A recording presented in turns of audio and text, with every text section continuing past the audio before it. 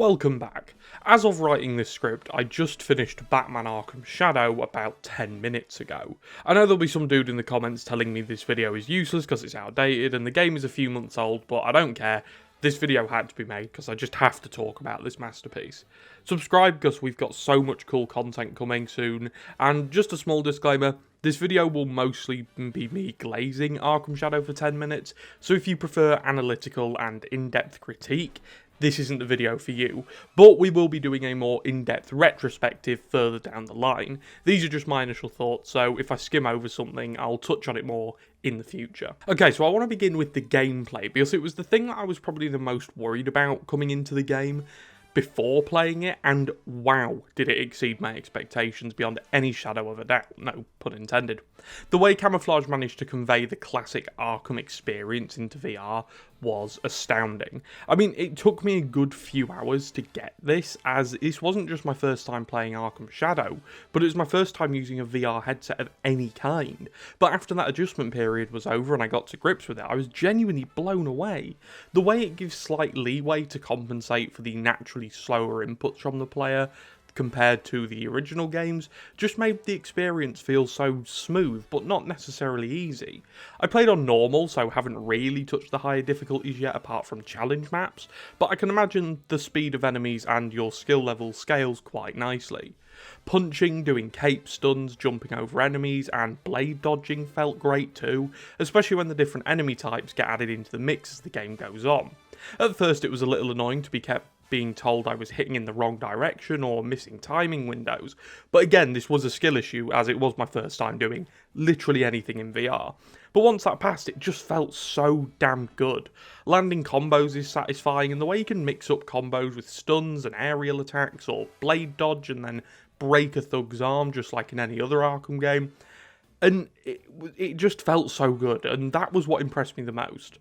The more you play and get to grips with the systems, the more it just felt like a console Arkham game. I was most impressed by the stealth though, or should I say I was most surprised by the stealth. For me, the stealth was something I was a little worried about, because I assumed it would be very linear and on rails, but again my expectations were greatly exceeded. If anyone has seen my stealth abilities in the Arkham games before, they'll know I'm about as good at conventional stealth as a baby who's just been handed the controller just after being born. I prefer the hard and fast approach than the traditional stealthy and slow approach, and so I was slightly worried I wouldn't be able to play that way, but upon playing stealth rooms, especially towards the end of the game, I felt like I was just back in the intensive treatment or the museum or any of the other iconic stealth rooms in the franchise, and it just made me happy. I was able to play the stealth segments quickly, fluidly, with a pretty risky playstyle, which I really enjoyed, and I began looking forward to stealth rooms. Even now, I'm really excited to get back into the challenge maps and play stealth rooms, which is something I never thought I'd say, as I usually, unless going for 100%, avoid stealth encounters, but Arkham Shadow has made me do a complete 180 on this.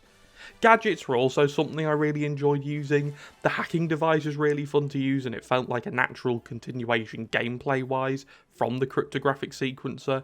It required a bit of intuition, and I like the way it works when you can disable thug guns. I thought that was a nice little feature, and I think it just felt nice to use, which I don't think can be said for many other iterations of Batman's hacking devices.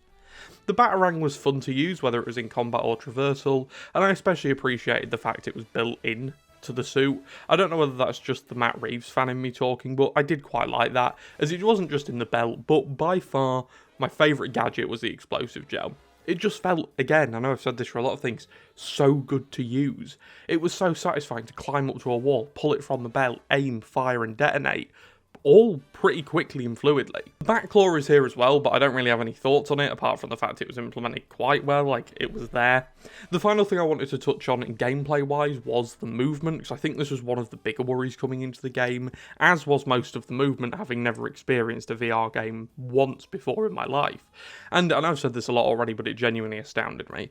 Sprinting, crouching, picking objects up, gliding, and everything in between just felt good. It felt as fluid and functional original as the console games, and after a while I began feeling my own level improving and skill adapting to the new style of play really well. Moving around combat arenas and stealth arenas felt easy and never felt like a chore, which was nice. And something that made me really happy was the fact you can still slide into vent covers to open them quicker, which was something I had to explain to my friend why that was such a big deal. It's just something I always used to do in the original Arkham games, and so it was nice that it got a comeback here. The next thing I really wanted to touch on is the story, the characters and the world building, and I was blown away by all of this. First of all, I thought the story was really well done, and the way it took you out of the suit and into the shoes of Matches Malone was a decision I wasn't particularly sold on until playing. But when I realised how well it worked storyline and character development wise, I was sold. Matches being put on the inside and almost working with the same criminals Batman put in there felt very surreal, but also great, and often led to some great fan service moments. Obviously there's the Joker cameo, but then there's talking to the likes of Bronze Tiger, Brandon, Arnold Wesker, Firefly, Black Mask and Ferris Boyle, and then seeing the more unstable sides of Harley and Quinzel and Jonathan Crane before they officially become Harley Quinn and Scarecrow, which was really fun. And I felt like every conversation I had with them led to me either grinning or going, oh shit. One example of me actually going, oh shit, out loud that springs to mind, isn't actually while playing as Matches, but rather Batman, and it took place the second time you go to Solitary to talk to the Ratcatcher. And if you turn off to the right and visit Joker's cell, you can see that he was released under the supervision of Harley and Quinzel, and it was such a small detail, but it did make me smile. Probably my favourite bit of world building though took place right at the end of the game when Bruce goes to visit Harvey after he's recovering from his, let's just say, hectic few days. Because if you look to your right at the newspaper on the chair, it shows Wayne Enterprises has given the Gotham Emergency Services a version of detective mode to help them see the status of people caught in tragedies or just injured people in general. I just thought this was such a cool little way of showing the continued growth of Bruce Wayne. I think it was called like Rescue Vision or something, and so I just thought that was a really nice little touch. Continuing on the world of the game though, graphically I was blown away. There were a few points where I was genuinely stunned by the art style and direction of the game. It is nowhere as clean as Arkham Knight obviously, but no one expected that. Like, Arkham Knight is still one of the best looking games of all time, and so to kind of take a more stylistic approach in Shadow just felt natural. The atmosphere was great, and the architecture in Blackgate and the city felt true to the original games, and I think that's why I loved it so much. Seeing Ace Chemicals for the first time had me looking like that woman who cried seeing Cinderella's castle for the first time since COVID. I genuinely got such a fat dopamine rush. It was so early on in the game, but from that moment on, I knew I'd love this game. It just hit me right in the right spot, and I just know 7-year-old me would be bouncing off the walls, and I continue to get that feeling of just pure joy playing as Batman, seeing these iconic locations and remembering all the times I'd seen them and played in them throughout my life. And I know that sounds like a bit of a drastic statement, but I have been a Batman mega fan for my whole life. From Lego Batman to Arkham Asylum, to the Schumacher movies, to Burton and Nolan's films, to the comics, to the graphic novels, all the way to getting my entire right bicep covered in what is essentially a Batman mural tattoo, and my left arm's got the Dark Knight symbol tattooed on it. But at my core, I am a Batman fan. Batman as a character and a figure means so much to me and has genuinely helped me through a lot of tough times in my life, whether it be deaths in the family, tough situations, or even just doing the right thing. And this game just made me remember why I loved Batman so much. It brought back those childhood feelings of sitting and watching the old animated series reruns, or completing Arkham Asylum as a kid while my dad sat next to me watching me play and helped me through the Killer Croc section in the sewers. And what hit me quite hard was how it just kind of made me remember why I began this channel in the first place, to just talk about a series and a character that I hold so close to my heart. And this game just brought out so much joy in me, and it just made me happy from beginning to end. I didn't feel anything but happiness and investment while playing this game, and to me that's what gaming should be. I could speak about this for ages, but that's the basis of my feelings towards this game, just pure happiness. All of the characters got such great outings as well. Obviously Harvey and Bruce were standouts, but I don't think there was a bad outing here. One of my favourite portrayals was Falcone. I know he didn't do anything particularly outrageous, but he just felt perfect for this world. It's exactly how I imagined Carmine in the Arkhamverse. Obviously though, we can't talk about characters without talking about Harvey Dent, who's going to close this video out for us.